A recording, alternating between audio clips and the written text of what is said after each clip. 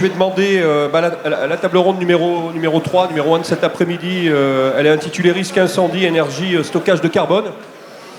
Donc ça va être des thèmes un peu plus anglais que ce matin. On aura vraiment des thématiques bien précises, peut-être des sujets qu'on n'a pas forcément abordés. Je pense notamment aux incendies. On l'a vaguement évoqué par rapport au DFCI, mais on n'a pas du tout creusé le sujet, puisque de toute façon, c'était pas dans la thématique de ce matin.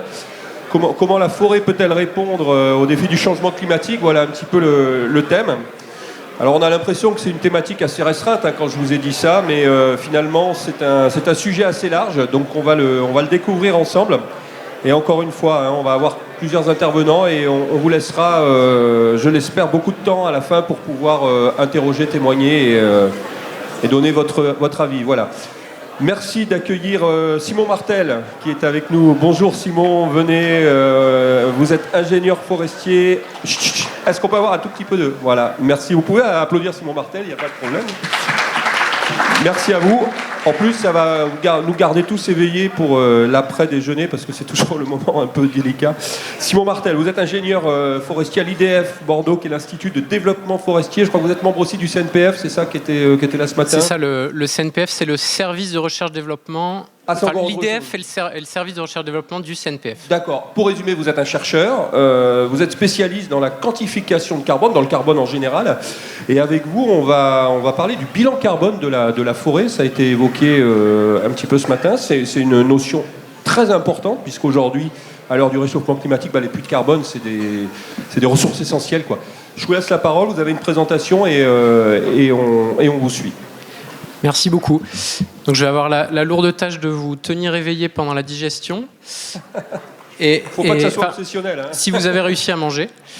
Je sens une petite remarque. Une petite critique. Alors, et comme on est dans la digestion, on va parler pas mal plomberie.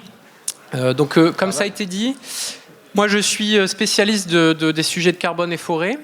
Donc un sujet qui ne fait que monter en forêt, qui est de plus en plus prégnant, et je pense, et vu les interventions qu'on a eues ce matin, ça va être utile de remettre quelques notions clés dans les esprits, quelques chiffres aussi, parce que c'est un sujet sur lequel il y a beaucoup d'idées reçues. Alors, quand on parle bilan carbone de la forêt, ce qu'il faut savoir, c'est que d'abord, le gros enjeu ici, c'est le carbone qui est dans l'atmosphère.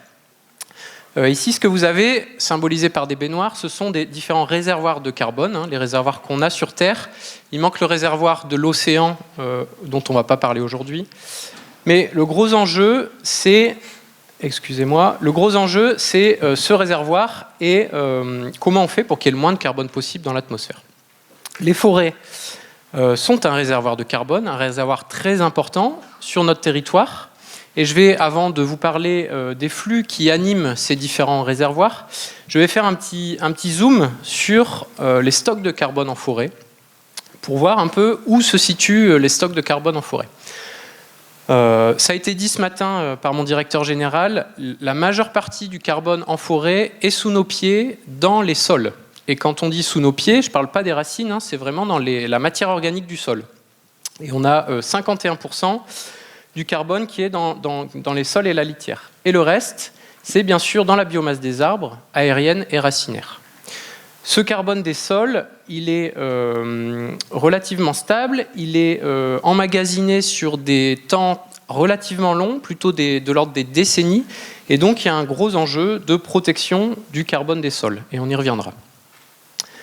Alors je reviens à ma plomberie, si ça veut bien marcher, voilà, à mes différents réservoirs, et je vais vous parler un peu de notions de flux et de stock. Il y a beaucoup de confusion sur le sujet du carbone à cause de ces notions physiques de flux et de stock. Alors, le premier flux qu'on connaît tous, ce sont les émissions de gaz à effet de serre qu'on émet tous au quotidien et qui proviennent du carbone fossile. Donc c'est le pétrole essentiellement, le carburant. Pétrole, gaz, charbon. C'est l'essence qu'on met dans nos voitures pour se déplacer. Il y a un gros enjeu là-dessus, évidemment, et on y reviendra, c'est ça l'enjeu futur majeur pour nous. La forêt joue un rôle essentiel puisque la forêt joue ce qu'on appelle un rôle de puits de carbone, c'est-à-dire qu'elle absorbe le carbone atmosphérique, ici, mon petit tuyau qui va dans la baignoire forestière, par l'accroissement biologique. L'accroissement, c'est permis par la photosynthèse, les forêts poussent, il y a de la respiration, mais le bilan net, c'est la croissance des forêts. C'est ce qu'on appelle séquestrer, hein, c'est ça l'autre mot. Exactement. Ouais, ça parle plus. Et on y reviendra après. Alors, je l'ai mis ici d'ailleurs en trop plein. Il y a de la mortalité en forêt. Et cette mortalité, c'est pas pour rien que c'est un trop plein. Hein. Plus le niveau de stock est élevé, et plus on aura de mortalité, même s'il n'y a pas que ça qui joue, évidemment. Ensuite, on a des prélèvements en forêt. On est majoritairement, et c'est le cas ici en Dordogne, sur des forêts gérées. Ces prélèvements, ils permettent d'alimenter un autre réservoir et un autre stock, qui est le stock de carbone des produits bois. Alors, ça serait complètement trompeur de dire que tout le carbone va directement de la forêt aux produits bois. Il y a une partie des flux qui repart directement dans l'atmosphère, en particulier sur tous les produits connexes qui sont utilisés en énergie. C'est du carbone qui est réémis dans l'atmosphère. Par contre, on voit tout de suite que c'est un cycle ici qui est beaucoup plus court en termes de temporalité que le carbone fossile qui est émis. Donc le bois énergie, c'est une bonne chose du point de vue du bilan carbone, avec certaines limites, et on y reviendra. Ensuite, les produits bois, ils connaissent une fin de vie et ça retourne à l'atmosphère. Donc vous avez ici schématisé de manière assez simpliste les flux de carbone dans la filière bois. Et on simplifie souvent les différents leviers permis par la filière forêt-bois sur, si ça veut bien marcher... Le petit point, il ne marche pas toujours, je crois que... Voilà. Sur ce qu'on a appelé les 3 S du cycle du carbone forestier, on a un premier effet de séquestration de carbone en forêt. Et il s'agit bien ici d'un flux, qui est un flux net qui permet d'augmenter le niveau de la baignoire. On a ensuite un deuxième effet qui est l'effet de stockage du bois. C'est aussi ici l'augmentation du stock dans cette baignoire. Et qui est moins négligeable, c'est le fait que d'utiliser des produits bois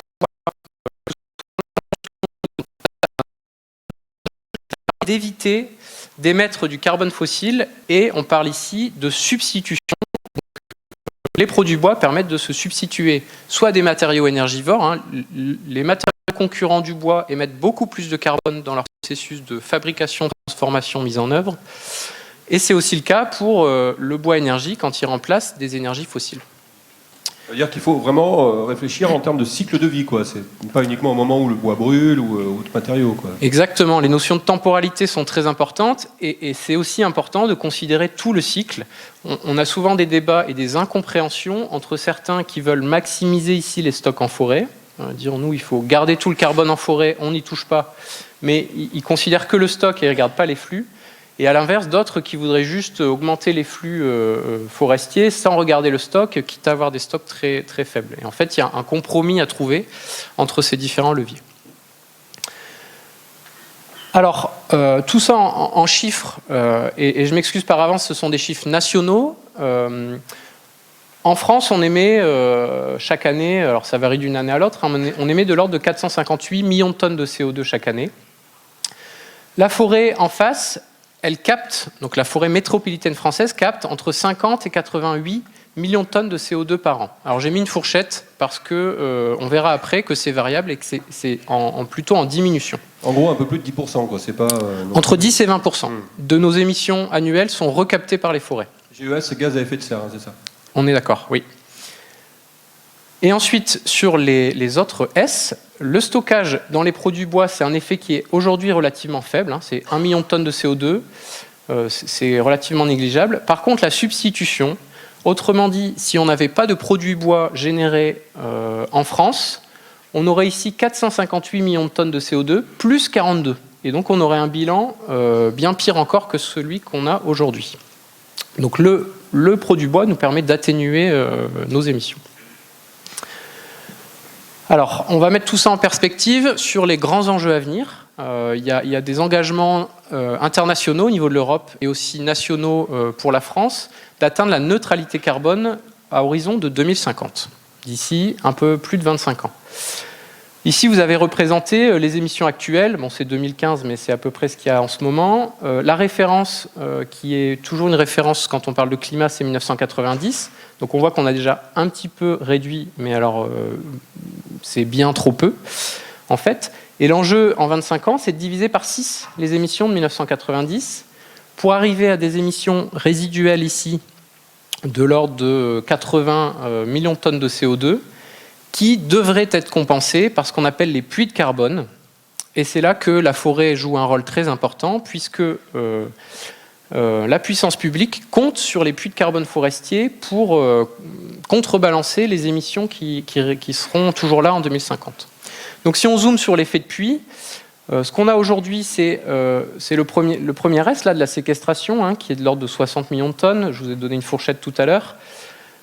La politique publique en France, elle vise à prélever un peu plus de bois, donc à diminuer ce puits de carbone, et par contre à augmenter le stockage dans les produits bois, ici, pour maintenir un puits de carbone de l'ordre de 80 millions de tonnes de CO2. Ça, c'est ce qui nous attend, c'est le gros enjeu qui va vraiment prendre une place importante sur tous les secteurs d'activité, c'est vraiment l'enjeu neutralité carbone en 2050. Et donc on retrouve les 3 S, la séquestration en forêt, ici, le puits de carbone forestier, le stockage dans les produits bois. Et vous allez me dire, mais la substitution, en fait, la substitution, elle intervient ici. C'est-à-dire que pour réduire toutes nos émissions actuelles, on compte très, très, très fortement sur le matériau bois, notamment pour le secteur de la construction, pour entrer dans une société bas carbone qui utilisera en masse du bois, notamment dans la construction. Donc, produit bois, c'est ça, c'est essentiellement la construction, quoi. Les maisons en bois, les charpentes, les... C'est diffus dans plusieurs secteurs, mais c'est ce qui est... Pas les meubles, quoi. Enfin, tout ce qui est en bois, finalement. Oui, mais c'est vrai qu'il y a un gros enjeu sur la construction, d'augmenter fortement la part du bois dans la construction, qui est aujourd'hui encore beaucoup trop faible. Voilà un peu pour une mise en perspective et sur les gros enjeux de neutralité carbone. Un autre enjeu actuel, et je pense que ça a été évoqué ce matin, c'est que ce puits de carbone, là, j'ai parlé de, donc on a dit 10 à 15% qui sont recaptés chaque année par la forêt. Ce puits de carbone, il est très fragile. Et ici, vous avez une évolution, année après année, du puits de carbone, depuis une trentaine d'années. Ça, c'est ce qui est rapporté par le CITEPA aux Nations Unies, un rapportage national. Et ce qui est marquant, c'est que notre puits de carbone se casse la figure sur les 10 dernières années. Et ça, ça vient des données de l'IGN. Donc il y a un fort enjeu là-dessus. Nos forêts, pour 3 raisons, elles poussent moins vite. Il y a moins de croissance. Il y a une autre raison, c'est qu'il y a beaucoup plus de mortalité, et ça a été clairement mis en avant par l'IGN, et en particulier sur le châtaignier. Il y a beaucoup de mortalité, ce qui fait que ça diminue le puits de carbone. Et puis, il y a aussi l'augmentation des prélèvements qui joue un petit peu là-dessus. Mais il y a un gros enjeu à maintenir un puits de carbone élevé, parce que il y a beaucoup d'inquiétudes sur ce puits de carbone pour les années à venir. Alors, je vais en venir j'ai bientôt fini, je vais en venir à quelques actions... bonnes pratiques. Aux bonnes pratiques, exactement. Ce que je veux dire en préambule, c'est qu'il y a encore beaucoup de questions sur ce sujet. Ça a été dit ce matin, je pense qu'il faut rester humble. Il y a encore beaucoup de travaux de recherche sur le sujet. On ne sait pas tout. Par contre, ce que je vais vous présenter ici, c'est des travaux issus donc d'une animation de l'ADEME qui a produit une brochure que vous avez ici en bas à gauche, qui a été produite collectivement par des scientifiques, des forestiers, des ONG, pour arriver à des leviers carbone en forêt qui ne font pas débat. Donc ici, on va enfoncer des portes ouvertes sur ce qui n'est pas forêt. Boiser des terres agricoles, ça augmente, ça crée un stock de carbone, c'est une bonne chose. Il y a un enjeu et une possibilité sur les forêts dégradées. Donc les forêts dépérissantes qui atteignent, en fait, sont à l'équilibre et ne captent plus de carbone, ça peut être une bonne chose de les restaurer pour recréer la dynamique de carbone et recréer le puits de carbone. La conversion des taillis en futaie, alors pour ceux qui ne sont pas techniciens forestiers, conversion, c'est on ne change pas l'essence. On change juste la pratique, on passe d'une gestion en taillis à une gestion en futaie. Ça permet de changer les types de produits, on fait plus de bois d'œuvre, et ça c'est bon pour le carbone, et ça augmente aussi les stocks moyens en forêt. Quelque chose sur lequel je vais revenir, c'est vraiment la production de bois d'œuvre. Partout là où c'est possible, produire du bois d'œuvre, c'est vraiment une optimisation du bilan carbone, et ça ne s'oppose pas nécessairement au bois énergie, puisque pour produire du bois d'œuvre, on doit produire énormément de bois énergie en coproduit. Et puis après, il y a des pratiques dont on sait qu'elles émettent du carbone, et c'est important de le dire, ce sont principalement des pratiques qui vont impacter le carbone du sol. Et donc on a tout ce qui peut altérer la qualité des sols, tel que le labour, ça émet du carbone du sol, la récolte des rémanents, c'est-à-dire quand on récolte les arbres en arbres entiers, avec les menus bois, voire les feuillages, ça a un impact négatif sur le carbone du sol, et donc ça, c'est des pratiques du point de vue du carbone qu'il ne faut pas favoriser.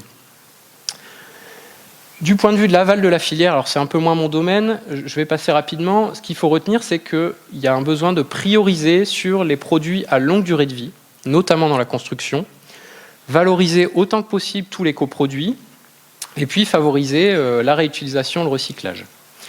Je fais un petit focus là sur la batteuse et sur une remarque qui a été faite ce matin, et on pourrait revenir aux chiffres. Les émissions de carbone fossile liées aux machines en forêt ou aux activités sylvicoles, c'est peanuts en forêt. C'est 0,5 million de tonnes de CO2. Donc c'est 1% de ce que captent les forêts chaque année. Autrement dit, même s'il va falloir mettre du bas carbone dans la mécanisation forestière, on n'y coupera pas. Ce n'est pas le sujet majeur. Le sujet majeur, c'est plutôt ce qui est capté par les arbres et c'est ce qui se passe en forêt grâce à la gestion. Mais les émissions de gaz à effet de serre fossiles liées à l'activité forestière sont relativement négligeables. J'ai bientôt fini. Et donc ça, c'est mentionné, sobriété, efficacité, y compris dans la filière forêt-bois. On n'y coupera pas. En conclusion, quelques messages forts que je voulais faire passer. On a bien un vrai rôle de puits de carbone sur nos forêts françaises, on l'a dit. Par contre, il y a une fragilité de ce puits-là. Et ce qui est important à dire, c'est qu'une forêt qui capte du carbone, c'est une forêt qui est en bonne santé. Donc on en reparlera, je pense, pendant la table ronde. Il y a un gros enjeu sur la santé des forêts. Sur la protection du carbone du sol, j'en ai parlé. Et puis sur notre filière, on a un vrai enjeu collectif au sein de toute la filière forêt-bois parce qu'on va jouer un rôle central et de plus en plus important dans les 25 prochaines années. On va être central, mais évidemment, ça ne suffira pas. Le grand message à faire passer, c'est réduire les émissions par ailleurs. Et là, je crois qu'on va devoir rentrer de gré ou de force dans une société bas carbone où on émet moins. Et ça, ce n'est pas la forêt qui va nous permettre de continuer à émettre tel qu'on le fait aujourd'hui. Et puis évidemment, je ne peux pas finir en tant que forestier sur la multifonctionnalité. J'ai parlé que de l'enjeu carbone. Évidemment, c'est à concilier avec la protection de la biodiversité, la production de bois, évidemment, les enjeux économiques.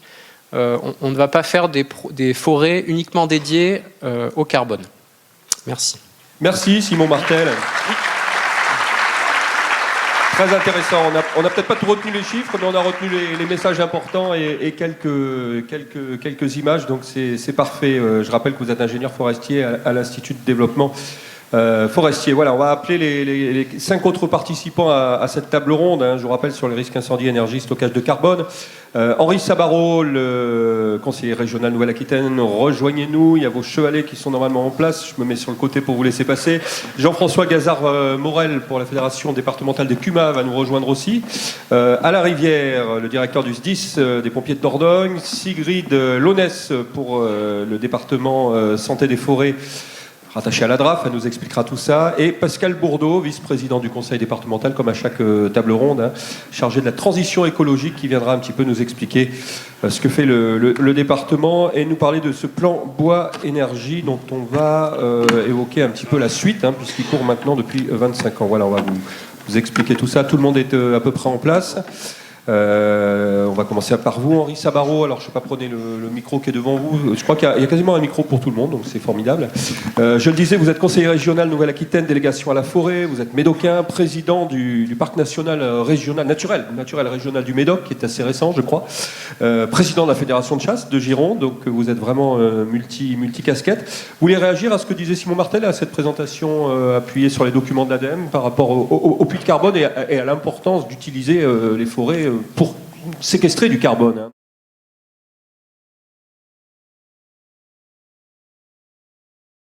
Logique et puis pouvant être perçu par des non-spécialistes que je suis, hein. Et donc sur le volet carbone et puis les autres thèmes qui sont à traiter dans cette table ronde. Oui, parce que vous dites vision transversale. Oui, c'est ça. Donc je m'associerai bien évidemment aux félicitations et aux remerciements vis-à-vis de Germinal Perrault, un ami élu là, qui a eu l'instinct pour préparer ce débat. Et moi j'aurais juste sur le titre la forêt richesse du Périgord, je pourrais dire la forêt richesse de la Nouvelle-Aquitaine. Ah ben voilà. Car je vous crois l'avez que dit. là-dessus, il faut être clair. Bon, la région Nouvelle-Aquitaine, plus grande région de France, plus grande région forestière, ça a été dit dans pas mal de présentations, en citant le département des Landes, de la Gironde et de la Dordogne. Et voilà, on a le top 3. Et pourquoi richesse de la Nouvelle-Aquitaine? Je crois que sur ce sujet-là, il ne faut pas avoir peur de certains chiffres. La filière bois en Nouvelle-Aquitaine, eh bien, c'est entre 50 et 60 000 emplois sur notre région. Et puis, c'est 10 milliards d'euros de chiffre d'affaires par an. Donc, ça pèse. Donc, là-dessus, bien évidemment, dans les débats de ce matin, j'ai retrouvé, alors, je ne vais pas employer le mot clivage, hein, qui est peut-être un peu trop brutal, mais je retrouve les mêmes interrogations des différents groupes que je retrouve au niveau de la région Nouvelle-Aquitaine. Lorsque l'on aborde ce sujet, et dans le mandat précédent, j'avais la délégation sur l'eau. Et donc, c'est deux sujets où je dis il vaut plutôt mieux faire du judo que du karaté. Et la bataille de la communication qui est amenée, attention à tout ce qui est sémantique. Moi, je suis un forestier, hein, je suis dans ce camp-là, j'ai un peu de forêt, et puis le plus gros employeur dans ma commune, c'est la forêt. Et donc, le nom des coupes rases. Hein, employer le terme coupe rase. On en a parlé ce matin. Ouais. Donc, ce matin, ça a été employé. Je le rapproche sur le sujet de l'eau avec le débat sur les bassines, actuellement. Eh bien, si au lieu d'appeler bassines, on aurait appelé ces ouvrages réserves de substitution, je suis convaincu que le grand public, là nous avons que des spécialistes, aurait peut-être eu une toute autre réaction. Et donc, plutôt que de parler de coupe rase, moi je préfère dire préparation à du reboisement, hein, fonctionnement normal. Alors, la région Nouvelle-Aquitaine, oui, ça fait réagir, ça. J'en suis convaincu. Et puis j'ai la peau épaisse pour les réactions. Hein. Cuir. Et donc, là-dessus, aussi, de la région Nouvelle-Aquitaine... Parlez-nous justement de ce que fait la région. Comment elle peut inciter les propriétaires à aller vers ça? Mais la région, elle se trouve au croisement, de par ses compétences, de tout ce qui touche la filière forêt, la filière bois. Compétences en matière de formation professionnelle, compétences en matière d'environnement. Donc là-dessus, on trouve bien sûr le carbone.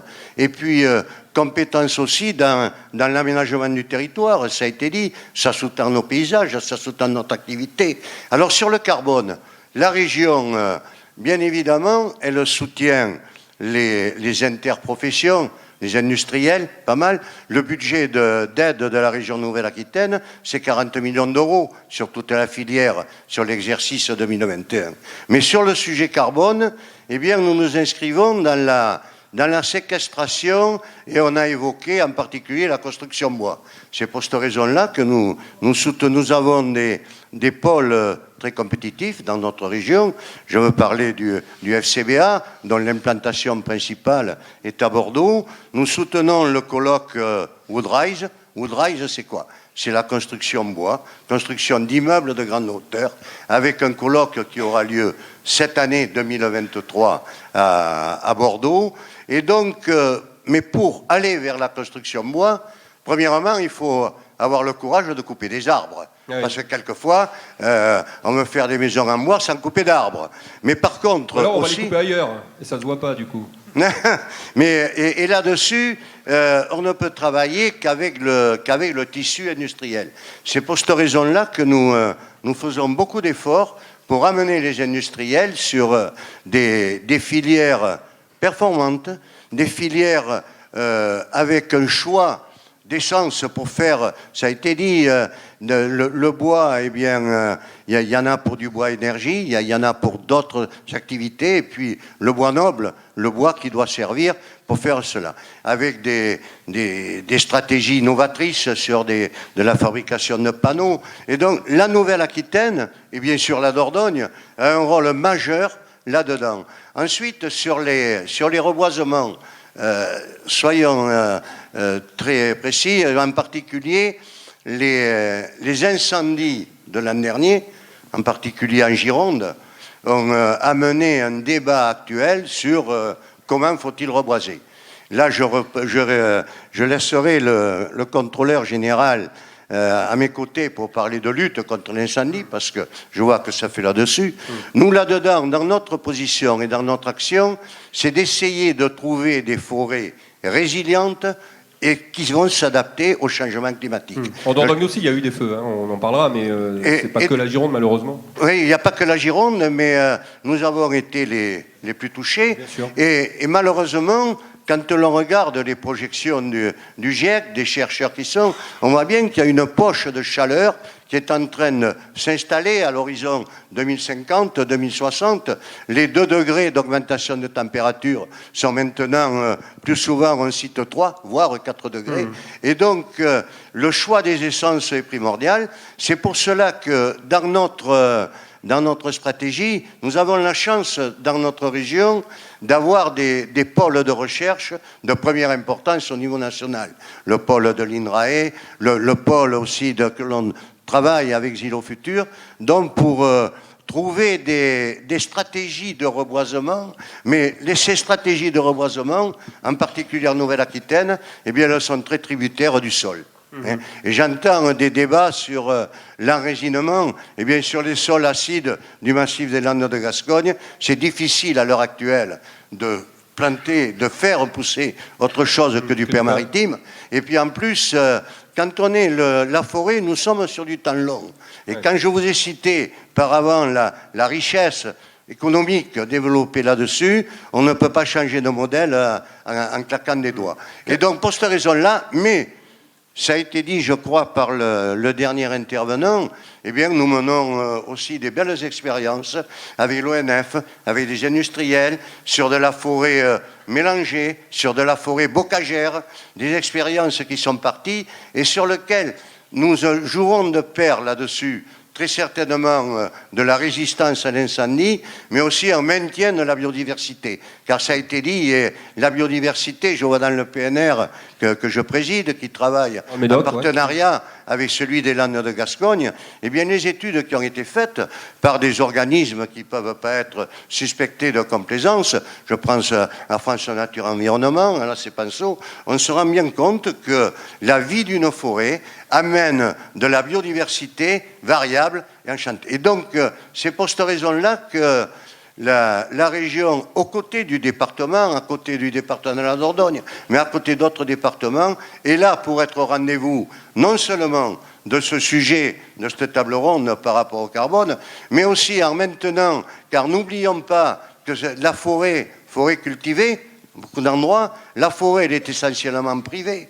Ce sont des propriétaires, des forestiers qui travaillent là-dessus et que nous devons accompagner. Et nous avons la chance sur ce territoire d'avoir une osmose intelligente entre des organismes de recherche, des organismes publics, CNPF, ONF, industriels, que nous voulons absolument préserver, et la région sera au rendez-vous là-dessus. Merci Henri Sabarot, et début d'applaudissements pour vous. Vice-président, conseiller régional, pardon, Nouvelle-Aquitaine, délégation à la forêt. On reviendra vers vous peut-être sur les outils de la région, mais on va passer un petit peu la parole. Jean-François Gaz.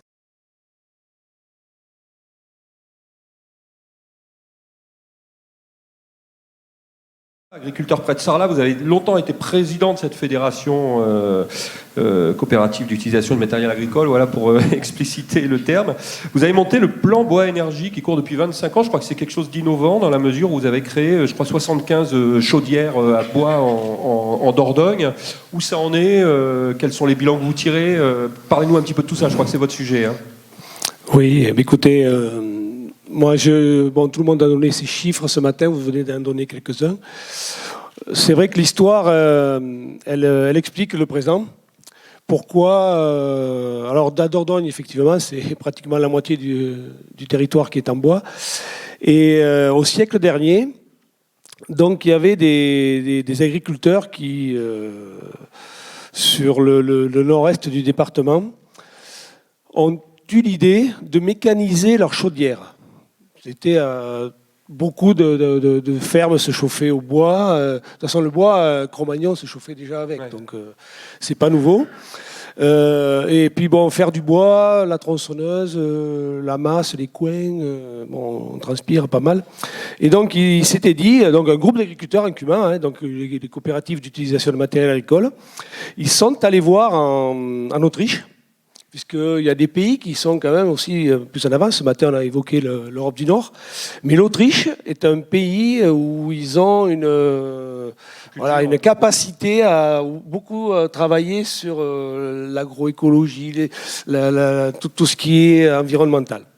Et donc, ils sont allés voir les réalisations où là-bas, des groupes, des collectivités aussi déjà, commençaient à utiliser du bois de la plaquette forestière. Et donc, ils se sont dit, écoutez, nous, on va faire ça. Donc, il y avait du machinisme. Donc, ils étaient à plusieurs. Bon, naturellement, dans le département, on est quand même un département très impliqué dans ces genres de coopératives. Et donc, ils ont acheté les premières chaudières. Et de là est venue l'idée de le proposer au conseil départemental. Donc, c'était fin des années 90. Où à l'époque même, tout le monde s'en souvient, au moins les plus anciens, il y avait des projets européens qui étaient accompagnés et de façon très significative. Et donc cette idée a été bâtie pour faire une douzaine de chaufferies, je crois à l'époque, 12 ou 13, voire 15. Et donc ce dossier a été porté par le conseil départemental, a été accepté, avec une logique qu'on défendait, nous, agriculteurs, c'était de dire il faut que ça puisse créer de la plus-value locale, que ça crée un atelier supplémentaire dans les exploitations qui faisait déjà du bois, qui continue à en faire, et qui ne soit pas délocalisable et ce soit surtout territorial. Dans nos objectifs de développement agricole, on sait depuis longtemps que pour qu'un projet arrive au bout ou puisse créer de la valeur, il faut qu'il y ait un projet, évidemment, ou une action. Il faut qu'il y ait un territoire, il faut qu'il y ait un leader. Et avec ce triptyque-là, on est allé vers le conseil départemental avec cette logique d'approvisionnement local. On avait l'exemple des Landes aussi, déjà un petit peu, qu'on avait vu comment ils faisaient. Ça nous convenait moins parce qu'ils déplaçaient beaucoup. Nous, on s'est surtout concentré sur l'approvisionnement local. Et donc l'énergie qui était disponible localement, c'était déjà le bois. Donc de là, on a commencé à développer ces chaudières. Donc c'était au siècle dernier, donc ça fait 25 ans maintenant. Hein. Et donc on a vécu, on a agrandi. Aujourd'hui, vous avez dit 77 chaufferies qui sont en place. Bois déchiqueté, plaquettes forestières ou bois granulé. Parce qu'en même temps, on a aussi, pendant ces années, développé la possibilité de travailler sur les petites chaufferies. Puisque la plaquette forestière est plus adaptée quand même à des chaufferies de taille plus conséquente. Et donc sur ces petites chaufferies, voilà, il fallait pouvoir trouver quelque chose qui soit plus malléable, plus facile à distribuer, qui prenne moins de place, et ainsi de suite. D'où aussi aujourd'hui l'engouement pour le pellet et les bois et les poêles à granulés, quoi. Les poêles à granulés. Les limites un peu avec toutes ces spéculations. Voilà, c'est ça. Donc après, effectivement, le bois, donc là on le brûle. Donc déjà, on ne brûle pas le bois d'œuvre, effectivement, dans le petit arbre là-bas. Nous, on ne brûle pas le tronc, hein. On brûle que les branches. On le brûle dans des foyers fermés, ce qui limite quand même la pollution qu'il peut y avoir. Voilà, c'est ça. Souvent, l'accusation qui a été faite sur le bois énergie, c'est quand même celle-là. Donc le fait d'avoir une combustion qui soit très performante, eh bien, on limite ces émissions. C'est une énergie locale, donc on a continué effectivement à toujours travailler ça. Et on a aussi essuyé les plâtres quand même, il faut le dire, parce que est-ce qu'il faut broyer sec, est-ce qu'il faut broyer humide, est-ce qu'il faut faire sécher derrière. Bon, tout ça en 25 ans, on a acquis quand même une expérience importante, une expérience de travail aussi avec le conseil départemental et le SDE, puisque bon, voilà, on travaille beaucoup en collaboration. Ça veut dire que vous étiez pionnier. Dans d'autres départements, ça ne s'était pas fait encore. Alors, dans beaucoup de départements, ça a été lancé un petit peu, justement. Mais c'est à chaque fois qu'il y a un choc pétrolier, de toute façon, voilà, on regarde différemment les choses. Et malheureusement, depuis un an, voilà, on regarde les choses encore plus différemment. C'est un choc gazier, et l'énergie, bon, tout à l'heure ça a été dit, l'énergie et l'eau. Moi, bon, je sais qu'à la Chambre d'agriculture, je m'occupe de l'énergie aussi. Jusqu'à l'an dernier ou 2 ans, j'avais un peu de travail, mais pas trop. Mais alors, depuis quelque temps, là, je ne sais pas où donner de la tête. Hein. Mais voilà, tant mieux à la limite, tant mieux. Et nous, on va s'adapter aussi à notre territoire. On a beaucoup de petites chaufferies. Alors, je ne sais pas, Pascal pourra intervenir aussi après. Et on a besoin aussi d'aller chercher des financements. Et ça nous a amené, là, maintenant, à développer un contrat de développement territorial, justement, autour des énergies bois, mais pas que, puisqu'il y a la géothermie et le solaire thermique. Et on avait mis même, parce qu'on a démarré en 2022. Donc 2022, vous savez ce qui s'est passé fin février, mais on l'avait travaillé les années précédentes. Et on avait mis même, on s'était mis avec trois hypothèses. On avait dit une basse, une moyenne, une haute. Bon, on va être pragmatique, on va prendre la moyenne. Donc 45 unités de développement d'énergie sur ces 3, mais surtout le bois quand même, surtout le bois, il faut le dire. Et on va en faire 45. Voilà, et donc aujourd'hui, je vous dis pas, hein, on les a déjà fait en 2022. Donc voilà, on s'est adapté, on a essayé de travailler localement. Et l'idée, elle est toujours là, elle est toujours d'actualité. Il y a 25 ans ou 30 ans, on nous riait au nez de travailler sur le bois, mais aujourd'hui, il y a plus grand monde qui rigole quand même. Qu'est-ce que vous répondez aux gens qui disent que vous avez cramé la forêt avec toutes vos chaufferies là ? Ce matin, il y a eu des interventions. Moi, je suis intéressé. Vous devez l'entendre des fois. Oui, bon, la forêt en Dordogne, elle croît. Elle croît. Donc, on a une énergie locale.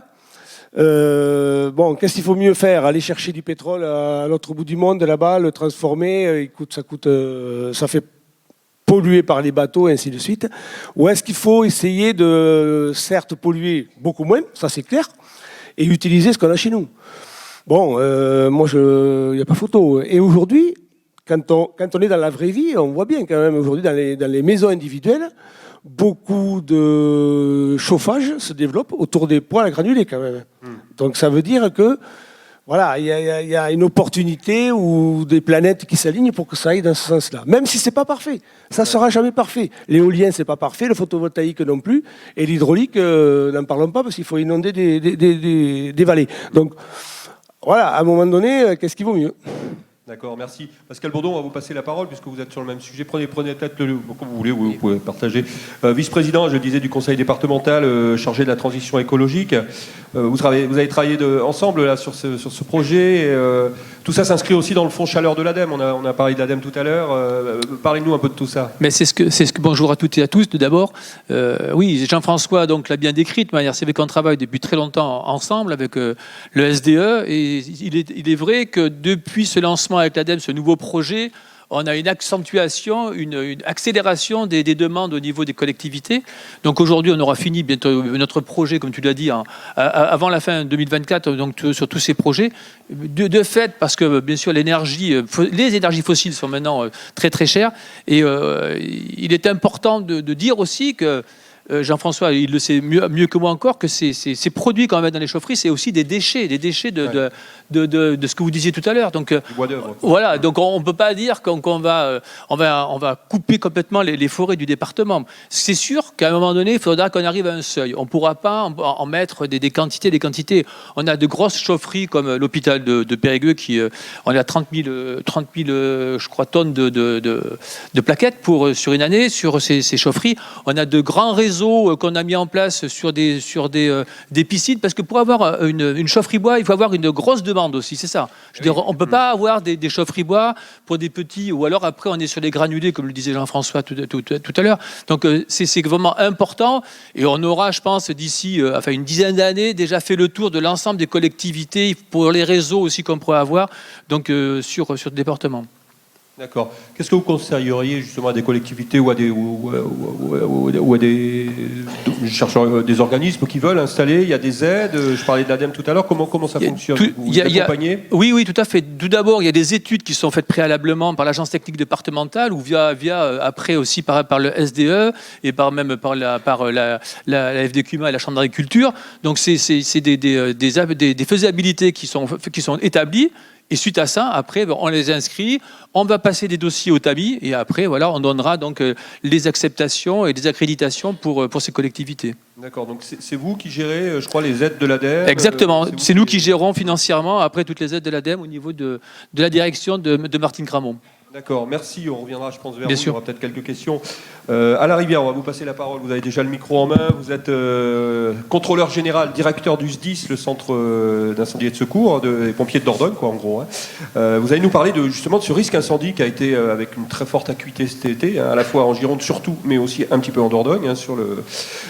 Qu'est-ce que vous avez à nous dire là-dessus, sur ces risques? Qu'est-ce que vous attendez, vous, je ne sais pas, des propriétaires, des collectivités, pour améliorer justement l'entretien de la forêt, peut-être?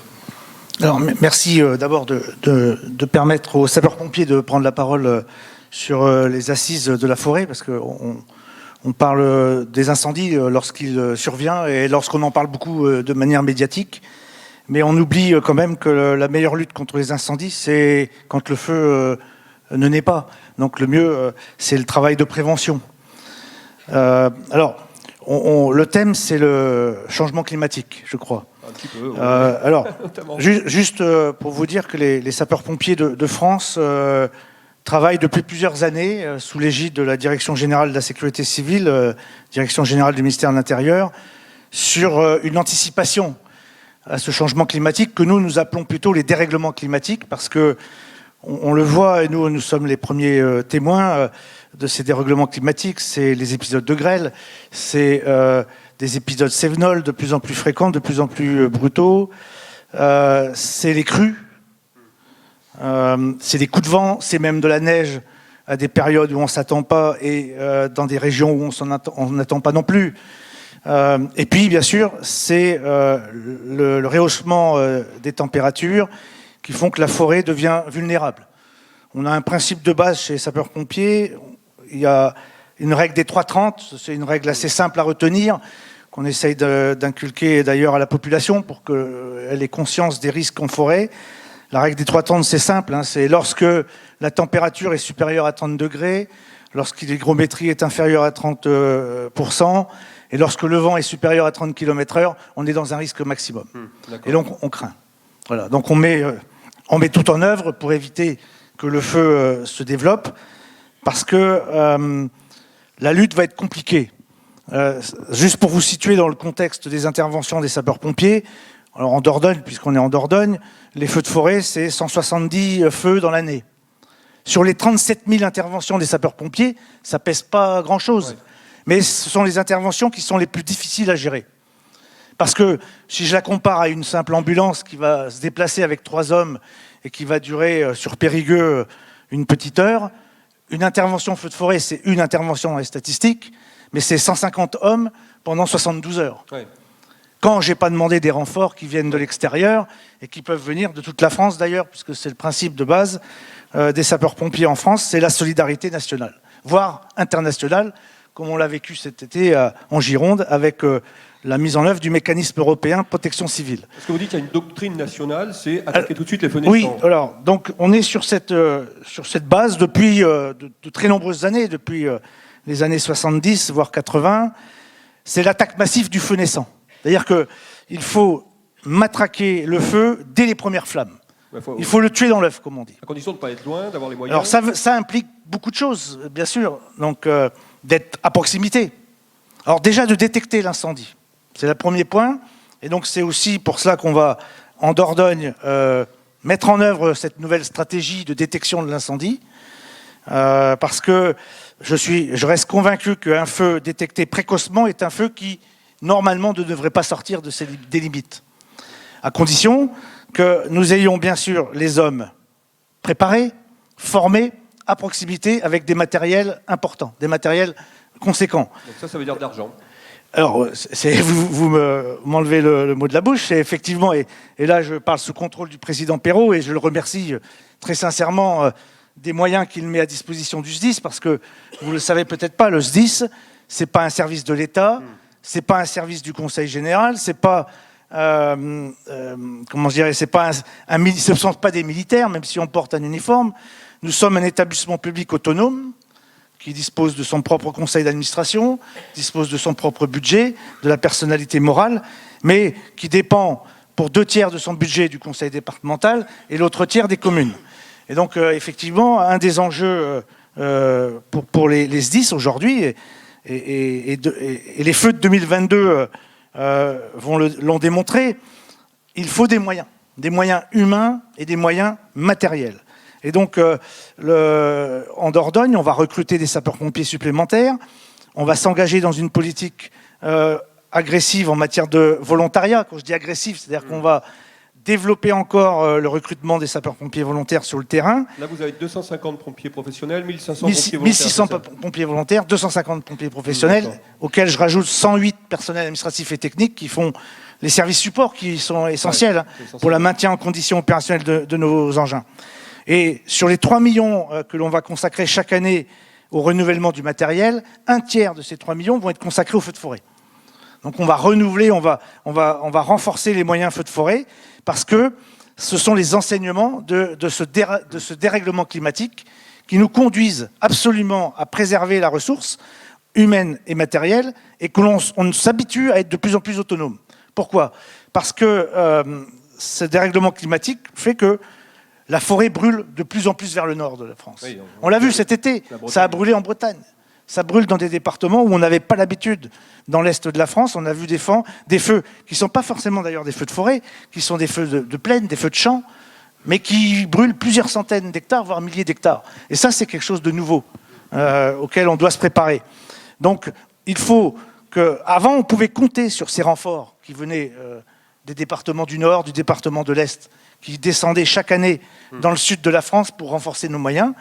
Eh bien, les préfets de ces départements, les directeurs départementaux de ces départements, eh bien, vont être beaucoup plus enclins à les garder sur leur propre territoire. Donc, ce qui veut dire que si j'ai un gros feu à gérer en Dordogne, eh bien, je compterai sur mes collègues voisins, mais peut-être pas plus loin. Donc, il faut qu'on ait les moyens en autonomie de traiter ces feux. Souvent, on a les moyens de traiter un feu, 2 feux, 3e feu, malheureusement, va nous échapper. Et c'est celui-là qui va être le feu catastrophe, le feu de grande ampleur. Et donc c'est pour ça aussi que je souhaite attirer l'attention de l'auditoire sur l'importance des obligations légales de débroussaillement. Alors justement, revenons à la forêt. C'est quelque chose d'important, fondamental. Pourquoi il faut absolument que les propriétaires débroussaillent sur 50 mètres autour de leur maison lorsqu'on est à moins de 200 mètres d'une forêt? C'est tout simplement que si une maison n'est pas débroussaillée, elle est directement menacée par le feu. Là, on a la preuve par l'image. J'étais en Ardèche précédemment, avant d'occuper le poste en Dordogne. J'ai occupé la même fonction en Ardèche. On a eu des feux de forêt qui sont partis direct sur des pâtés de maisons. Les maisons débroussaillées, le feu a contourné les maisons. Ah oui. Contourné les maisons. C'est-à-dire qu'on peut à ce moment-là, concentrer nos moyens sur la lutte contre le feu. Et donc ne pas perdre, ne pas disperser nos véhicules et nos hommes sur ces maisons qu'on appelle les défenses de points sensibles, parce que c'est notre priorité.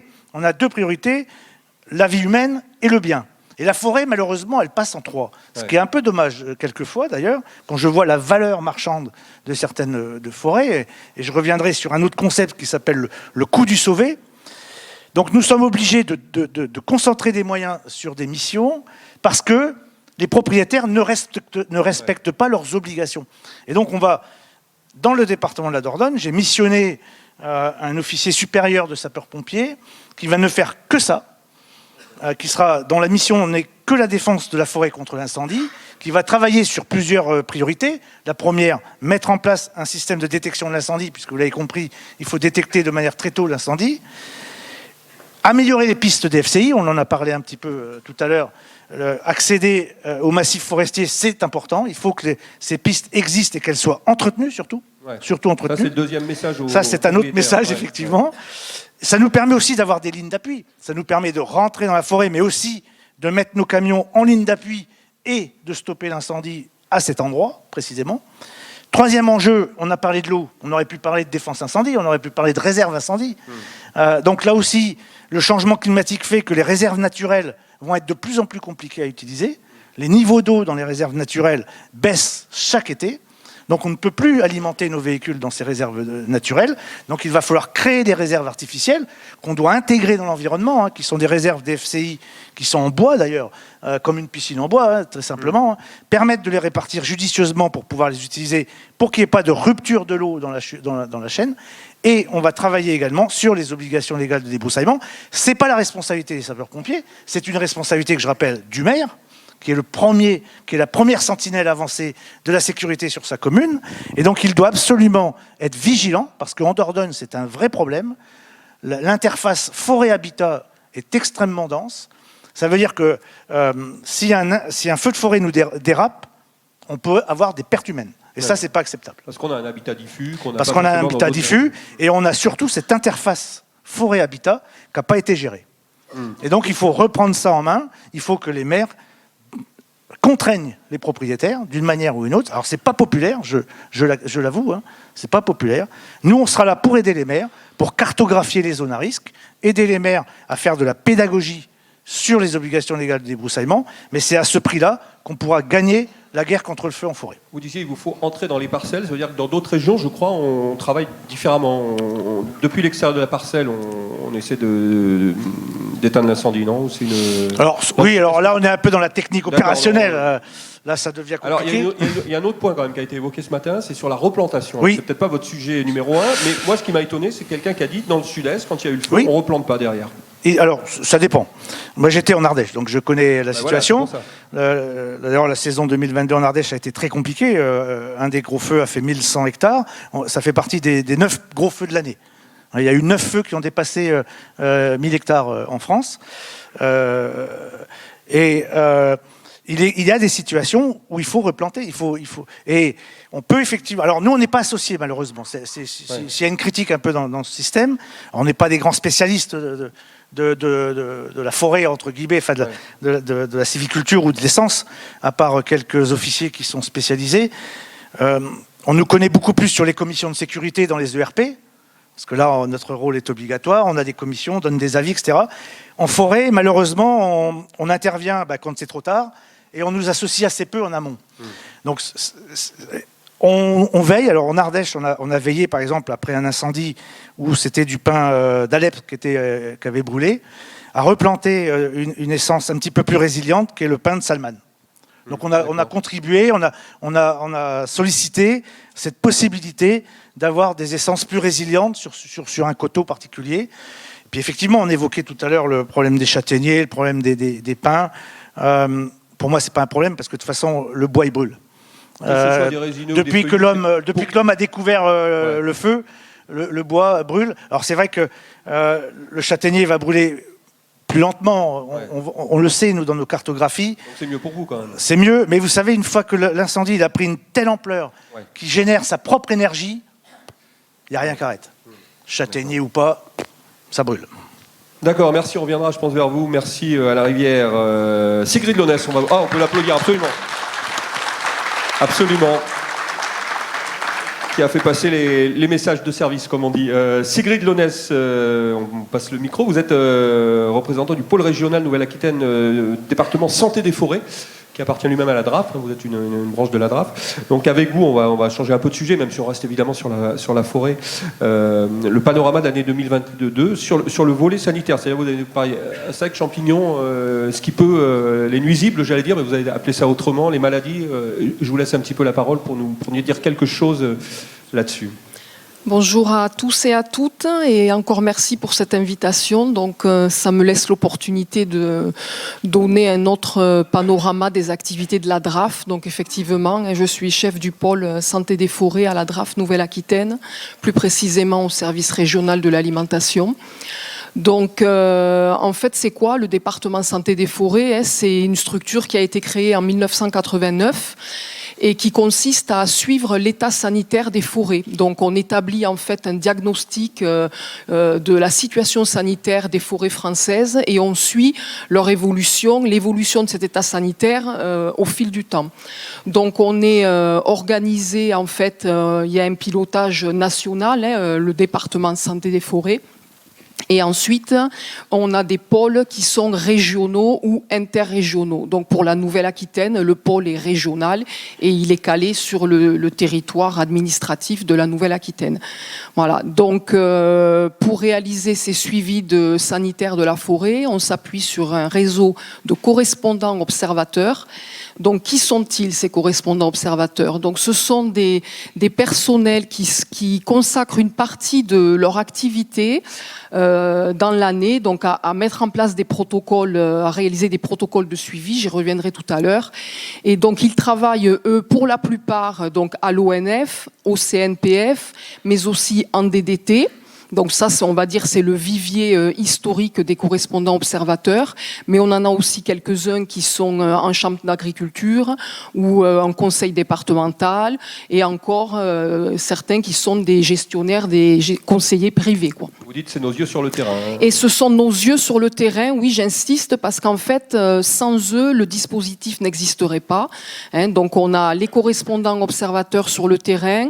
Nous, on est là en région pour les former et pour animer ce réseau, et puis surtout pour les appuyer au diagnostic, hein, parce que j'ai bien dit, on les forme, donc on leur apprend à reconnaître les maladies et les insectes, tout ce qui peut affecter la forêt, que ce soit des facteurs biotiques ou abiotiques, comme on dit dans notre jargon. Et donc on traite leurs échantillons aussi. Et ensuite, en fait, nous, on est aussi en interface avec la recherche. Parce que des fois, on se rend compte que face à une nouvelle maladie ou à un nouveau ravageur, on a besoin de la recherche, et ça a été dit ce matin, pour essayer de mieux comprendre les choses. Voilà, donc tout ça fonctionne en réseau, et c'est vraiment ces échanges de réseau qui font la richesse du dispositif et surtout son efficience. Alors là, il y a un panorama 2022 finalement qui a été dressé, qu'on retrouve sur le site de la DRAF, le site internet. Alors, donc... Qu'est-ce que ça nous apprend finalement ? Oui, alors, d'abord, je vais quand même vous dire quelques mots sur la stratégie nationale de surveillance, parce qu'en fait, comme on a un pilotage national, l'intérêt, c'est qu'on applique tous les mêmes protocoles. Et en fait, on a d'abord un suivi qui concerne ce qu'on appelle la veille sanitaire. La veille sanitaire, nos correspondants observateurs vont nous signaler tout dégât, alors toujours pareil, dégâts causés par des insectes, des champignons ou un paramètre abiotique comme on a cité tout à l'heure avec la grêle par exemple. Donc là, tout ce qu'il voit et qui a un impact sur la forêt, il le signale. Ensuite, on a en place des suivis spécifiques. Ça, c'est parce qu'en fait, on s'est aperçu depuis la création du DSF que finalement, sur plus de 300 problèmes sanitaires qui ont été identifiés et que nous avons en base, en fait, il y en avait que peut-être une petite dizaine, une petite vingtaine qui vraiment avaient des conséquences néfastes sur la forêt et qui nécessitaient des approfondissements. Et ce lien avec la recherche dont j'ai parlé tout à l'heure. Donc ça, pour nous, ça nécessite la mise en place de suivis spécifiques. Donc c'est un protocole qui est dédié à l'observation d'un ravageur ou d'une maladie. On a eu, par exemple, dernièrement, un exemple qui concerne le département de la Dordogne, la maladie des bandes rouges sur le pin laricio. Voilà, c'est quelque chose qui a explosé à partir de 2015.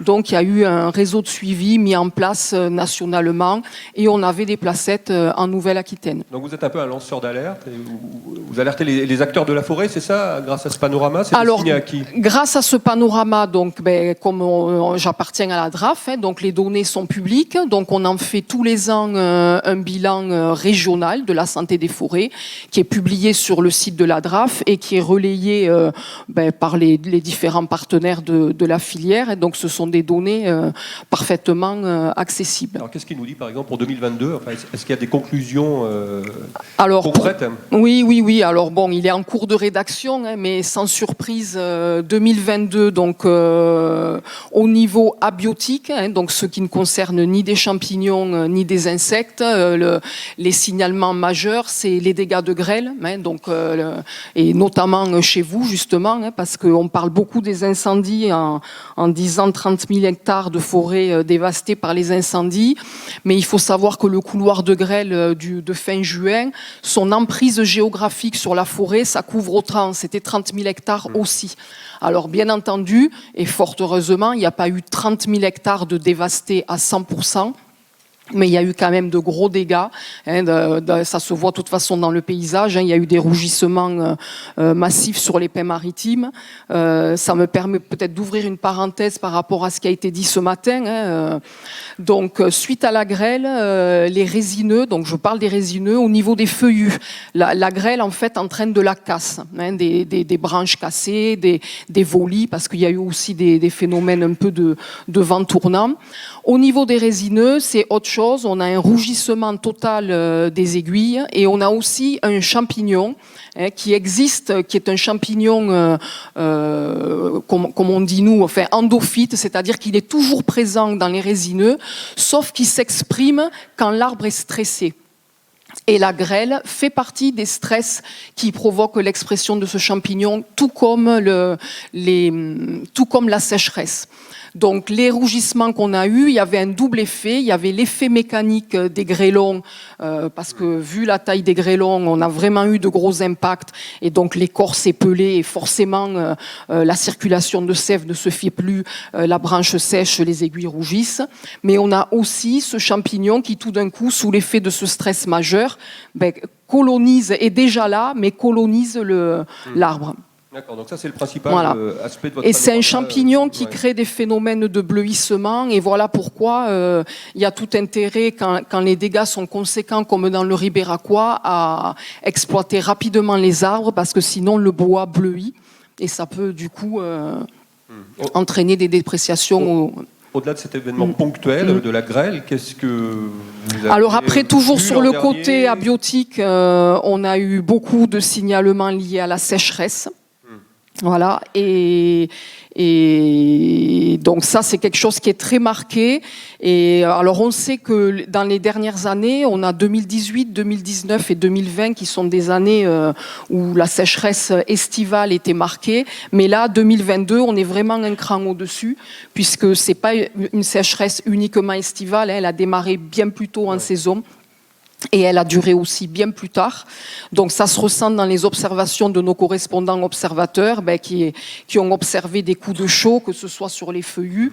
Et on commence à voir aussi certains déficits foliaires, y compris sur les résineux. Donc ça, c'est pour la biotique. Et après, sur les champignons, j'ai déjà en partie dévoilé, puisque je vous ai parlé du Sphéropsis. Donc le fameux champignon suite à l'orage de grêle. Donc on a beaucoup de mentions de ce champignon-là. Une remontée aussi de la maladie des bandes rouges, parce que 2021 avait été une année arrosée. Donc ça c'est... Donc voilà. Et aussi, après, tout ce qu'on, sur le côté ravageur, eh ben, on a des ravageurs qu'on dit ravageurs de faiblesse. C'est-à-dire que malheureusement, ben, c'est comme nous, hein, en tant qu'individus, dès qu'on est fatigué, stressé, ben, nos défenses sont amoindries et c'est là qu'on tombe malade. Ben, un arbre, c'est exactement pareil. Et donc là, face à des stress comme la sécheresse, la grêle, tout ce qui peut stresser un arbre, eh ben, il est beaucoup plus vulnérable face à des ravageurs ou maladies qui existent, quoi. Donc ça, c'est toutes les espèces, ou on a parlé du châtaignier dépérissant, c'est en particulier? Alors je vais y revenir. Donc sur les insectes, donc insectes de faiblesse, c'est remontée des dégâts de scolytes. Alors là, c'est très flagrant cette année. Donc les scolytes, ce sont des petits coléoptères, hein, tout petits. Donc ils sont spécifiques de chaque espèce. Alors c'est exclusivement sur les résineux. Parce que les scolytes qu'on a quelques-uns sur les feuillus n'entraînent pas en général de mortalité, alors que sur résineux, on a des scolytes beaucoup plus agressifs. Donc là, on a une recrudescence des dégâts de scolytes parce que les arbres étaient affaiblis par la sécheresse. Voilà, mais sur les feuillus, on a des ravageurs comme la punaise réticulée du chêne. Hein, c'est quelque chose de relativement récent, hein, qui est arrivé, qui avait été détecté. Première détection en Nouvelle-Aquitaine, c'était 2017 dans les Landes. 2018, la punaise est à Bordeaux. On était uniquement des repérages en parc et jardin, hein, donc en zone périurbaine. Là, aujourd'hui, la punaise est passée en forêt et 2022, ça a vraiment eu une explosion de ces populations de punaises réticulées du chêne. Donc ça, c'est un ravageur qui n'est pas mortel, sauf que la question qui nous préoccupe aujourd'hui, c'est un chêne qui subit à la fois la sécheresse, qui subit à la fois l'oïdium qu'on a vu aussi cette année, et qui subit à la fois les pullulations du ravageur tel que le tigre du chêne, donc la punaise réticulée du chêne. À force, ça commence à faire beaucoup. Hein. Des fois, on prend le parallèle du boxeur. Le boxeur, il prend un coup de poing, bon, ça va, il encaisse 2, 3, puis au bout d'un moment, il est KO. Bon, mais la nature réagit aussi comme ça. Voilà. D'accord. Merci de nous avoir dressé ce tableau. Je peux peut-être... Alors, attendez, on vous applaudit d'abord. Il faut savourer son succès. Merci. Non, parce que comme il est question de changement climatique, et je me doute que parmi les questions, même si je ne veux pas les anticiper, mais on se dit quel est l'effet du changement climatique ? Malheureusement, la réponse... elle n'existe pas et surtout elle n'est pas simple, parce que ce qui se passe, c'est que il faut raisonner les choses. Ça a été dit aussi dans la journée, il ne faut pas oublier le triptyque, hein. Donc on a un végétal qui est l'arbre, qui est agressé, hein, par un champignon ou par un insecte, et on a l'environnement, donc le sol, très important, et le climat. Et donc le changement climatique, il peut avoir des effets sur l'arbre, comme il peut avoir des effets aussi sur le ravageur. Donc c'est difficile à ce jour, en plus on est en plein dedans, donc autant dire qu'on manque de recul, de savoir ce que ça va donner. Et aussi, ce qu'il faut savoir, c'est qu'on peut avoir des effets contradictoires. Je vais vous donner 2 exemples et après je vous laisse la parole. Calaros du frêne. Donc la Calaros du frêne, c'est un champignon. Celui-là, plus les températures sont chaudes et plus on a de sécheresse, en général, ça freine la calarose. Donc on pourrait se dire, super, changement climatique, on va vers ça, ça va peut-être sauver nos frênes. Bon, un exemple. Si je prends mes fameux scolytes, c'est l'inverse. En fait, ces scolytes, ils font un nombre de générations dans l'année. En fait, il leur faut une certaine somme de température pour faire une génération. Et bien évidemment, plus il fait chaud, plus vous atteignez cette somme de température rapidement. Et donc, ça veut dire qu'au lieu d'avoir, par exemple, 2 générations, vous en aurez 3 dans l'année.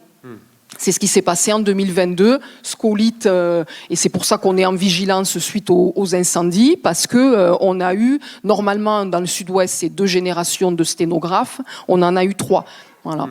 Donc on ne peut pas dire un coup ça va dans un sens, un coup ça va dans l'autre, et il y a l'effet cumulé, et il y a l'effet sur l'arbre, hein, puisque le stress hydrique affaiblit l'arbre, mais le changement climatique, c'est pas qu'une histoire de température, c'est aussi une histoire de répartition des précipitations différentes. Voilà, donc le châtaignier, vous m'en parliez, j'ai pas répondu. Ici, on a beaucoup, dans notre veille sanitaire, beaucoup de signalements, c'est sur le châtaignier, et ce sont des signalements de dépérissement, d'encre du châtaignier, de cynipe du châtaignier. Voilà, donc là, on a un cortège. Donc l'encre du châtaignier, on sait que il lui faut de l'humidité. Voilà, donc, mais par contre, le dépérissement s'exprime quand on est en condition de sécheresse. D'accord. Voilà. Merci à vous pour toutes ces explications. On va prendre quelques questions. Alors, malheureusement, j'en vois pas deux par là. Est-ce qu'on peut amener le micro? Juste madame qui a levé, je crois, en premier la main. Voilà. Histoire de pas... Voilà. Madame, juste là. Voilà, on se plaignait ce matin de ne pas avoir de femmes. On en a une sur scène et une dans le public. Allez-y, je vous en prie. Dites-nous qui vous êtes, comme ça on saura. Bonjour. Non, c'est... Donc Anna Over, je travaille au Conservatoire botanique national Sud-Atlantique sur toute la Nouvelle-Aquitaine. Je vais faire une présentation juste Absolument, après. juste après, et vous serez la bienvenue. Voilà, et merci. Et je voulais juste réagir sur les remarques qui ont été faites par rapport aux résineux et aux feuillus par la personne du SDIS qui est sur scène. Nous, on travaille sur les feux de Gironde qui ont impacté pour le plateau landais, sur le pin maritime du plateau landais, 20 000 hectares. Il y a aussi la forêt de la Teste, mais là, c'est pas le propos. Et quand même, vous soulignez qu'il n'y avait pas de différence entre feuillus et résineux. Dans beaucoup de publications scientifiques à travers le monde, c'est le cas. Et je pense que c'est reconnu localement aussi par certaines personnes, pas par tout le monde. Ça dépend de l'essence, notamment parce que le résineux est riche en résine et en huile, qui sont très inflammables, ce qui n'est pas le cas du feuillu, qui a plus d'eau dans ses tissus aussi. Ça va dépendre de l'âge aussi. Et il y a un problème, en tout cas sur l'impact de 20 000 hectares dont je parlais sur le plateau landais. On était beaucoup, suite à la tempête Klaus en 2009, sur des jeunes peuplements du même âge, autour d'une dizaine d'années. Et c'est pour ça que le feu a pris une telle ampleur, une telle puissance, et qu'il a brûlé certains peuplements feuillus. Pas tous. Le lieutenant-colonel du SDIS 33, dont je ne citerai pas nécessairement le nom, mais nous a dit que toutes les poches de feuillus étaient des zones refuge pour les pompiers. Donc je ne fustige pas du tout le résineux. J'entends très bien qu'il faut répondre à une demande de production, à une demande d'usage du bois, etc. Je dis juste que toutes les publications scientifiques sont d'accord que ce qui brûle le mieux, ce sont des forêts monospécifiques de résineux jeunes. Et ce qui brûle le moins bien, ce sont des forêts diversifiées. Voilà, après tout ça, c'est prouvé. À la rivière, vous voulez réagir? J'avais précisé quand même que on a conscience de cela, on le sait. Oui. Et dans nos cartes, quand on fait de l'anticipation, on sait que la vitesse de propagation sera beaucoup plus lente dans les feuillus. Je suis d'accord avec vous là-dessus. Mais il y a une telle énergie que le feuillu va brûler de toute façon. Moi, je l'ai constaté dans des tas de feux en Ardèche, ici et ailleurs. Malheureusement, on l'arrête pas parce que c'est du feuillu. C'est pas comme un mur coupe-feu, si vous voulez. C'est quand je prescris une mesure de mettre une porte coupe-feu et un mur coupe-feu, je sais que le feu, on l'arrêtera là. Oui. S'il n'y a pas une piste des FCI correctement positionnée et correctement débroussaillée, ça passera. Et ça brûlera. Vous savez, on a des sautes de feu qui font des fois 1 kilomètre. Non, mais c'est évident que le rôle des pare-feux et de la desserte est essentiel, et des pistes des FCI. Pardon, je voulais juste ajouter, tout à l'heure, on a parlé d'attendre avant de replanter. C'est ce qu'ils font en Méditerranée. Il faut savoir que sur le plateau landais, il y a un champignon du genre Résina qui est en train de se développer sur les zones qui ont brûlé, qui est parasite du pin maritime. Et dans certaines publications scientifiques aussi, on préconise d'attendre 2 ans avant de replanter du pin, parce que sinon on peut atteindre 75% d'échecs sur les plants, sur les semis. Parce qu'ils sont atteints par ce champignon. Alors je ne sais pas ce qu'il en est sur le plateau landais, mais il faut savoir que dans d'autres pays, il y a ce phénomène-là. Donc peut-être qu'attendre, en tout cas, de voir le développement de ce champignon ou certaines premières réponses peut être intéressant. Et par ailleurs, juste au niveau paysager, si on replante tout de manière homogène, ça fera comme après la tempête Klaus. Ça fera 20 000 hectares susceptibles de rebrûler si on est sur des jeunes peuplements qui ont tous le même âge sur de très grandes surfaces. Merci. Henri Sabarot, un petit mot? Oui, pour compléter la réponse... Parlez bien un peu du micro, sinon il ne s'allume pas. Non, mais il est allumé quand vous parlez pas. Pour compléter la réponse et puis pour aller vers l'intervention de cette dame, il est bien évident qu'une fois que le feu est parti, et quand il a une telle intensité que l'on a vu, quel que soit l'essence, ça brûle. Par contre, ce que vous dites, c'est pour cela que dans les préconisations de prévention que nous travaillons avec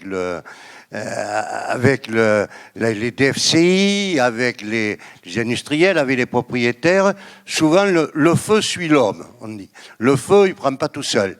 Et souvent, le feu, il prend au bord d'une route. Hein, c'est comme ça. Alors, on a parlé de la bande anti-mégots, que l'on débroussaille sur 3 ou 4 mètres le long de la route. Et souvent, dans les expériences qui sont menées dans le cadre de forêts bocagères, c'est dans ces sols acides, dans les podzols que l'on a, ce qui pousse, c'est le père maritime. Par contre, en lisière, nous nous attachons à faire des lisières de feuillus, des lisières bocagères, qui démarrent bien moins vite au niveau du feu que le père maritime. C'est ce que, sans doute, vous voulez savoir. Et ensuite, replanter la forêt qui a brûlé. Tous les forestiers le savent, nous attendons toujours 2 ans environ, qu'après le passage de l'incendie, l'exploitation des bois travaille là-dessus, on ne reboise jamais instantanément. On voit que d'ailleurs, actuellement, je suis dans la zone où il y a eu tous ces incendies, parce qu'il y a eu les 3 incendies de l'Andiras 1-2, la Teste, et puis il y a eu Sainte-Hélène et Somos, et dans le Médoc aussi. On voit bien que de suite, eh bien c'est le phénomène des cobuages. On voit tout ce qui sort, l'herbe verte qui pousse, mais pour planter, pour ressemer, parce qu'il y a aussi là-dessus, bon, il y a un délai de 2 ans, et ensuite nous nous attachons à promouvoir peut-être des parcelles un peu moins grandes, des parcelles avec des pare-feux peut-être aussi un peu mieux entretenus, et puis d'avoir des lisières de feuillus qui seront moins inflammables à l'immédiat que l'est peut-être le père maritime. Allez, Sigrid Lonès, un petit mot. Je suis désolé d'accélérer un petit peu, mais on a une deuxième table. Allez-y, je vous en prie. Je vais être concise. Alors, Résina, oui, tout à fait. C'est un pourridier racinaire qui se développe spécifiquement suite aux incendies. Mais le fait de reboiser pas immédiatement et d'attendre effectivement les 2 ans, comme tout forestier sait ça, c'est en fait pour empêcher la destruction de la plantation par l'ilobe, qui est un charançon. Parce que là, qu'est-ce qui se passe ? On exploite les pins incendiés. L'ilobe, c'est un insecte qui est présent et qui est endémique. C'est pas une nouveauté, c'est comme nos scolites. Mais il va profiter des souches qu'on laisse suite à l'exploitation pour s'y reproduire à l'intérieur. Donc, si vous replantez de suite après, qu'est-ce qui va se passer ? L'ilobe a fait son cycle dans la souche. Il va sortir, il va être ravi parce qu'il va tomber sur les petits plants magnifiques dont il va grignoter l'écorce. Et là, quand le plant est totalement annelé, le plant tout simplement meurt. Et il faut savoir que l'ilobe, si je mets à part les causes abiotiques, c'est quand même le premier ravageur des plantations. Les échecs de plantation, à part les phénomènes de abiotique, sécheresse ou gel qu'il pourrait avoir, c'est c'est la première problématique source de mortalité dans les plantations. C'est passionnant effectivement de voir sur le calendrier aussi quand planter. Voilà. Donc c'est pour ça qu'il y a toujours cette phase de repos, parce que comme ça, il a fait son cycle dans les souches, mais quand il sort, il n'y a pas les petits pains bien frais à se mettre sous la dent. Allez, Simon Martel, après on prendra une dernière question sur le côté gauche. Prenez le micro, oui peut-être. Oui. Pour l'IDF, l'Institut de développement forestier. Oui. Je voulais juste réagir sur le point sur l'incendie, enfin les incendies dans les Landes, sur le fait que le SDIS 33. On va parler bien fort. Normalement, si vous parlez, normalement, il marche, mais on va peut-être vous monter un petit peu le son. Je regarde. Ça va être mieux comme ça. Régie, voilà, ça va mieux. Voilà, je voulais juste réagir sur le fait que les collègues, enfin les gens du SDIS 33 s'étaient appuyés sur les zones de feuillus sur les incendies dans les Landes. Je suis d'accord avec ce point. Par contre, est-ce que c'est une question feuillu ou résineux ? Là, moi, je pose une question. Les feuillus dans cette zone-là ne sont pas au même endroit que les résineux. Ils sont dans les vallées de la Leyre, vallées. Et en fait, c'est peut-être pas tant une question feuillus résineux. Ils se sont mis sur ces endroits-là parce que c'est des endroits frais, naturellement, par la topographie et le sol. et peut-être pas parce que c'était des feuillus plutôt que des résineux. Voilà, c'est juste un élément en plus. Merci votre remarque. On clora Il y a quand même une explication. En fait, c'est pas le bois qui brûle. C'est pas le bois qui brûle. C'est le gaz distillé par le bois. Et effectivement, là, je peux que confirmer, un pin va distiller beaucoup plus de gaz de combustion, donc ce sera beaucoup plus dangereux que le feuillu. Mais le feuillu, il va distiller quand même. Il distillera moins, des gaz moins puissants, mais il brûlera quand même. S'auto-alimenter, Ouais. on avait Donc, découvert ça. effectivement, ça peut nous servir de point d'appui quand on est sur des feuillus, parce qu'on sait qu'il va distiller moins. Parlez bien près du Mais micro. bon, c'est un pari risqué des fois. C'est un pari risqué. Allez, je prends une dernière question, monsieur, puisqu'il m'avait demandé. Juste là, le monsieur derrière vous. Voilà. Redites-nous qui vous êtes. Vous êtes élu. Alors, Éric Garnier, je suis adjoint à Saint-Gérac, la mairie de Saint-Gérac, commune 70% couverte par la forêt. Et on a eu un incendie au niveau d'une borne de collecte des poubelles qui, trop souvent, en fait, sont collées à des parcelles boisées. Et j'en parlais avec un exploitant qui est dans ce cas sur Rouffignac. Et qu'est-ce qui est prévu? Parce que là, vraisemblablement, quelqu'un de pas très malin a mis un mégot dans la poubelle jaune qui a fait vraiment une bombe, a préparé une bombe à incendie. Et poubelle de plastique, des choses voilà, comme ça. voilà. Et on n'a pas beaucoup d'armes contre ça, puisque au moment où, en fait, ça va être visible, ça devient déjà un feu très important, et les arbres sont concomitants. Et pourquoi et récemment, à Rouffignac, ça a été fait, où, en bordure de parcelles, il n'y a pas eu d'écart. Alors, est-ce que c'est au propriétaire de cette parcelle qui subit cette borne de collecte de devoir abattre? Qu'est-ce qu'on fait? Qui veut répondre là-dessus? Moi, j'aurais tendance à vous dire, c'est le bon sens paysan qui doit primer là-dessus. Ouais. L'éducation, on n'a pas parlé d'éducation. D'abord, mais, alors, c'est vrai que 90% des incendies sont liés à l'homme. Hein. Il n'y a que 10% qui sont liés à des incendies mécaniques ou la foudre. Donc l'homme est toujours à l'origine de l'incendie, que ce soit criminel ou par négligence. Et donc là, les feux de poubelle, effectivement, vous avez raison de le souligner, c'est assez régulier, surtout en ce moment d'ailleurs, dans le département. Le bon sens voudrait que... Sujet, hein, je voudrais pas l'ouvrir, c'est comme les bassines. Non, c'est comme les bassines, ça. On n'a pas le temps. C'est le bon sens.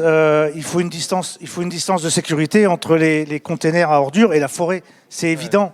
Et donc, vous avez un rôle à jouer dedans. alors, non, malheureusement, on ne consulte pas. On ne consulte pas, c'est ce que je disais tout à l'heure, sur l'aménagement de la forêt, on ne consulte pas. Donc, c'est à ceux qui implantent les poubelles de le faire avec le bon sens. J'entends ce que vous dites. Concrètement, aujourd'hui, vous avez des communes, des communautés de communes qui ont implanté, avec, j'espère, la participation des pompiers pour... donc là, on a un vrai problème, puisqu'en Dordogne, on a énormément de points de collecte qui correspondent à ces données. Et qu'est-ce qu'on fait? Et on attend que ça brûle, ou on essaye de corriger le tir par rapport à ça? C'est-à-dire, là, ce que vous êtes en train de dire, si je décris, c'est-à-dire que la communauté de communes ou la commune doit racheter les quelques mètres pour prendre la distance au propriétaire pour éviter l'incendie. Puisque ça ne paraît pas logique que le propriétaire doit subir ce que la collectivité a ignoré. Pascal Bourdeau, vous voulez dire un mot là-dessus? Parce que vous êtes élu au conseil, vice-président même du conseil départemental. Pourquoi? C'est une question piège, non? Je ne veux pas rentrer dans... Est-ce que vous avez vocation à positionner les containers à ordures et à tri pas vous personnellement, je veux dire le département. Je ne rentrerai pas dans ce débat ici. Il y a, je pense... Non.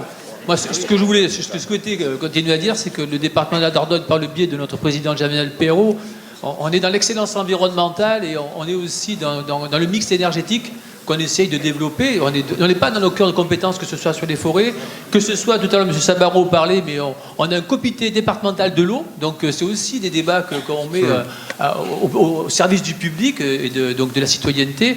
Non, moi je ne veux pas parler. Les poubelles, c'est notre débat. Il faut Non, mais là, débattre comme on a fait. C'est l'incendie des poubelles, là. Ah oui, mais l'incendie des poubelles, je veux dire qu'il y a des incendies en plus criminels actuellement parce que voilà, il y a des luttes intestines sur la redevance incitative. Donc voilà, je ne veux pas aller plus loin sur ces sujets-là. Non, ce que je veux dire, moi, c'est qu'aujourd'hui, le débat qui est dans cette assemblée est très important. Aujourd'hui, le réchauffement climatique, il est là. Il faut qu'on lutte contre. Aujourd'hui, nous, on va avec le président donc mettre en place un plan hydrogène. On essaie de travailler sur l'hydrogène, sur la méthanisation, sur toutes les sources qui pourraient faire des économies et réduire bien sûr l'impact carbone sur notre département. C'est ça aussi les enjeux du département de la Dordogne. L'excellence environnementale, c'est le fil rouge de nos politiques au niveau du département. Et c'est vrai qu'aujourd'hui, dans tous les domaines, social, au niveau même des communautés de communes et des communes, des traverses de bourgs, on végétalise au maximum, donc, parce qu'avec des arbres justement pour pouvoir baisser les températures. Donc voilà, on agit dans tous les domaines pour pouvoir donc exceller dans l'environnement. Et je pense qu'on est peut-être un des départements en France à la pointe dans ces sujets-là. Et aujourd'hui, la forêt que je pratique au quotidien, que ce soit par le sport, que ce soit après, je sais pas, c'est l'autre table ronde qui va arriver derrière, on voit que les gens se l'accaparent. La Covid a fait aussi que les gens sont redescendus, ont redécouvert leur forêt. Ça, c'est important. C'est vrai. Et aujourd'hui, voilà, il faut qu'on agisse tous. Et c'est important, on s'est écouté aujourd'hui, on a dialogué, c'est ça, je pense, la première pierre qu'il fallait mettre à cet édifice de la forêt. Et voilà, je suis très content, en tout cas, que Germinal et l'ensemble des élus départementaux aient pu accompagner cette journée des assises. Voilà, vous voulez ajouter un très petit mot? Non, mais c'est parce que ce matin, il y a eu une question sur la prise en compte des risques sanitaires dans la sélection du matériel végétal, et notamment le cas du châtaignier avec la maladie de l'encre. Et il faut savoir que c'est pris en compte dans les recherches pour élaborer des nouveaux matériels végétaux résistants aux maladies. Et en ce qui concerne l'encre, un début de solution avait été trouvé en faisant des hybrides avec des châtaigniers qui étaient de souche asiatique. Et c'est pour ça que ça vous montre la complexité du problème. Donc effectivement, on s'est aperçu que ces châtaigniers-là avaient une résistance à la maladie de l'encre, mais le revers de la médaille, c'est que d'une part, ça augmentait le risque d'introduction du chancre du châtaignier, qui est une autre maladie, et d'autre part, il se trouve que le résultat n'était pas du tout adapté au climat français. Donc c'est pour ça que ces hybrides de Castanea souche européenne et souche asiatique ont été arrêtés, mais qu'aujourd'hui l'INRA continue dans ses programmes de sélection à intégrer le paramètre résistance à l'encre ou tolérance à l'encre comme indice comme critère à prendre en compte. Quoi. Très bien, merci à tous les... On peut vous... je voulais conclure. On va finir à 22h. Non, mais je voulais conclure simplement Bourdeau. en voulant quand même remercier aussi Martine Gramont, la directrice de l'environnement et de développement durable, et l'ensemble des services du département pour l'organisation de cette journée. Parce que c'est vrai, on peut l'applaudir largement, je pense. Voilà. Merci Martine.